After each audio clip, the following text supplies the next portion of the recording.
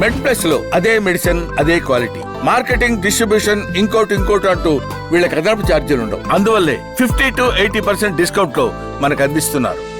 ఇప్పుడు నిమ్స్లో చాలా క్లిష్టమైన కేసులు వస్తాయి. సో ఎక్కడ తీసుకున్న కేసులు నిమ్స్కి రిఫర్ చేస్తూ ఉంటారు. సో అంటే శరీరం ఛిద్రమై యాక్సిడెంట్లో మొత్తం నుజ్జునైన కాలు కానీ చేతులు కానీ మిగతా శరీర అవయవాలు కానీ సో మీరు రీకన్స్ట్రక్ట్ చేసి ఉంటారు. సో యాక్చువల్గా వాళ్ళు కాలు లేదా చేతు ఛిద్రమైనప్పుడు వాళ్ళ మెంటల్ స్టేట్ ఏ రకంగా ఉంటుంది? హాస్పిటల్కి వచ్చినప్పుడు నా శరీరంలో ఒక భాగాన్ని పూర్తిగా కోల్పోయాలన్న భావన నుంచి మీరు రీకన్స్ట్రక్ట్ చేసిన తర్వాత వాళ్ళ ఆత్మవిశ్వాసం ఏ రకంగా పెంపొందించబడుతుంది? సో అలాంటి 1-2 కేసెస్ గురించి మాకు ఏమైనా వివరిస్తారా? నార్మల్గా ఏమవుతుందంటే ట్రామాలో ఏ పార్ట్ అయినా, ఫర్ ఎగ్జాంపుల్ ఫింగర్ టిప్ ఇంజరీయే, మేము చాలా పెద్ద ఎక్స్టెన్సివ్గా కేసులు చూస్తాం కాబట్టి మాకు పేషెంట్స్కి ఫింగర్ టిప్ ఇంజరీ అయితే చాలా చిన్నదిలాగా అనిపిస్తుంది. కానీ ఆ పేషెంట్ సైడ్ నుంచి అలా ఉండదు.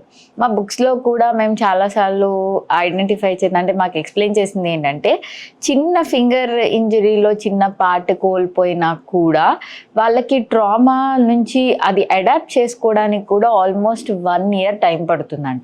ఒక పేషెంట్ నా శరీరంలో ఒక పార్ట్ లేదు అని తెలుసుకోవడానికి. సో ప్రతి పర్సన్ని నిమ్స్ లాంటి ప్లేస్లో ఎక్స్టెన్సివ్ ఇంజరీస్ నుంచి చూస్తాము. డీగ్లవింగ్ ఇంజరీస్ అంటాము, క్రష్ ఇంజరీస్ అంటాము. ఒక్కొక్కసారి కార్ టైర్లు అవన్నీ కాళ్ళ మీద నుంచి కూడా వెళ్ళిపోతూ ఉంటాయి.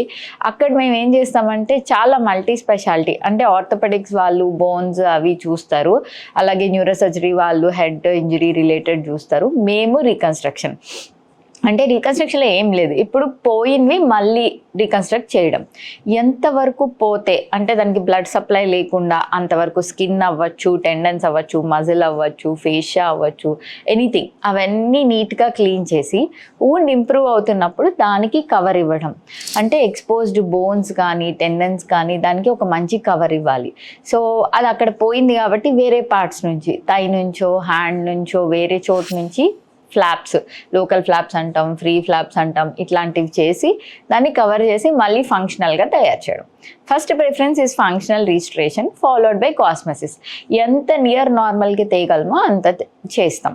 అంటే 1 or 2 కేసెస్, అంటే ఒక చేయి పోయిన వాళ్ళు కానీ, కాలు పోయిన వాళ్ళు కానీ, వేలు పోయిన వాళ్ళు కానీ.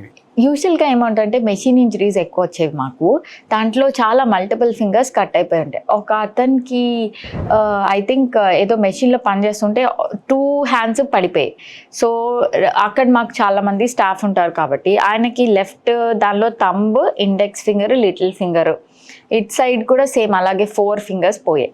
సో సైమల్టేనియస్గా తీసుకొని, అంటే ఆయన అరౌండ్ 35 years అలా ఉంటారు. Only bread winner of the family, ఆయననే సంపాదించాలి. వైఫ్ ప్రెటీ యంగ్, 2 kids, చిన్న పిల్లలు.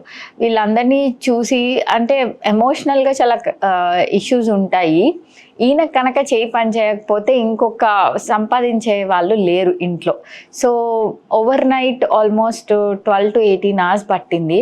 మా దగ్గర చాలామంది ఉంటాము, సీనియర్స్ జూనియర్స్ అందరం కలిపి సైమల్టేనియస్గా 2 sides, దాంట్లో మళ్ళీ పార్ట్ డిసెక్షన్ అని ఉంటుంది, వెజల్ డిసెక్షన్ అని ఉంటుంది, మళ్ళీ దాన్ని జోడించాము. రైట్ హ్యాండ్లో అయితే we could save all the 4 fingers. Left హ్యాండ్లో అయితే ఒక థంబ్, ఇండెక్స్, లిటిల్ ఫింగర్ ఉంది కానీ మిగతా 2 సేవ్ చేయలేకపోయాం. బట్ అది చాలా ఇవి చేసి ఇనీషియల్గా అతుక్కున్నాయని తెలిసిన తర్వాత కూడా ఫిజియోథెరపీ, రీహాబిలిటేషన్ టైం పడుతుంది. బట్ ఆఫ్టర్ 1.5 years అతను almost near normal 70 to 80% functional హ్యాండ్తో మళ్ళీ అతని వర్క్ రీస్టోర్ చేయడం అండ్ హ్యాపీ వైఫ్. సో అది చాలా బాగుంటుంది అవి చూడడానికి. And it's a difficult surgery. అదే బయట చేయించుకోలేని వాళ్ళు కూడా ఉంటారు, కొంచెం కాస్ట్ ఫ్యాక్టర్స్ అయ్యి ఉండొచ్చు అంత లాంగ్ సర్జరీకి.